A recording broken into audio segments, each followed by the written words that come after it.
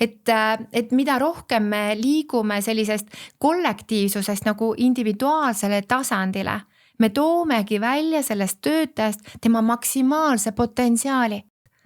Et me julgeksime rohkem nagu tunnustada, anda positiivset tagasisidet, neid tõesti nagu tõsta, neid märgata ja juba see on väga suur võit. See vist on see levinud termin on see emotsionaalne intelligentsus, eks ole, et kui juhid ei ole emotsionaalselt intelligentsed, siis nad lähevadki võib-olla nagu mühakad, küsivad otse mingid küsimusi ja siis nad tegelikult teevad rohkem kahju kui kasu, eks ole. Ja, et kui juht on ainult orienteeritud sellele, et ettevõte teeniks maksimumkasumit, aga ta ei hooli inimesest iseendast,